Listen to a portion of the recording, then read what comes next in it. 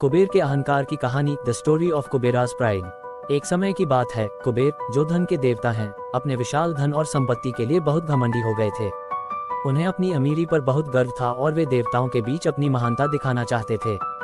इस उद्देश्य से उन्होंने एक भव्य भोज दावत का आयोजन करने का फैसला किया और सभी देवताओं को आमंत्रित किया। कुबेर ने सोचा कि वे अपने धन का प्रदर्शन करके सबसे ज्यादा प्रशंसा पाएंगे। उन्होंने अपने भोज में गणेश को भी आमंत्रित किया, क्योंकि गणेश को एक बड़े पेट वाला और खाने का बहुत शौकीन माना जाता है। कुबेर का विचार था कि गणेश उनकी संपत्ति देखकर चकित हो जाएंगे और वे उन्हें अपने धन से प्रभावित कर पाएंगे। निमंत्रण स्वीकार करते हुए गणेश उस भव्य भोज में पहुंचे। कुबेर ने गणेश को सबसे पहले भोजन परोसना शुरू किया। गणेश ने खाना शुरू किया और बहुत तेजी से सब कुछ खाने लगे। उन्होंने सबसे पहले परोसे गए सभी व्यंजन खा लिए, लेकिन उनकी भूख शांत नहीं हुई। फिर उन्होंने भोजन के बर्तनों को खाना शुरू कर दिया। जब वे भी खत्म हो गए तो गणेश ने मेज, कुर्सियां और यहाँ तक कि कुबेर के खजाने में रखी हुई बहुमूल्य वस्तुओं को भी खाना शुरू कर दिया। कुबेर यह सब देखकर भयभीत हो गए। उनकी सारी संपत्ति और भोज का सामान गणेश के विशाल पेट में समाता जा रहा था, लेकिन गणेश की भूख खत्म होने का नाम ही नहीं ले रही थी। डर के मारे कुबेर सीधे कैलाश पर्वत पर भगवान शिव के पास पहुंचे। उन्होंने शिव से विनती की और अपनी समस्या बताई।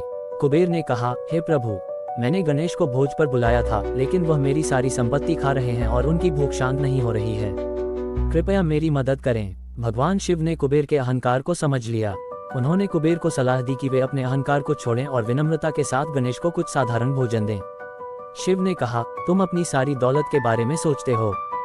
गणेश को केवल सच्चे दिल से दिया गया भोजन ही संतुष्ट कर सकता है, न कि तुम्हारा दिखावटी धन। भगवान शिव की सलाह पर कुबेर वापस आए।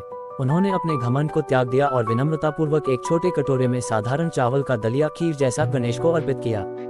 जैसे ही कुबेर ने सच्चे मन से वह साधारण भोजन गणेश को दिया, उनकी भूख तुरंत शांत हो गई। गणेश ने वह थोड़ा सा भोजन खाया और संतुष्ट हो गए। इस कहानी से यह शिक्षा मिलती है कि घमंड और लालच का परिणाम हमेशा बुरा होता है। सच्ची खुशी और संतुष्टि धन संपत्ति में नहीं, बल्कि विनम्रता, प्रेम और सादगी में होती है।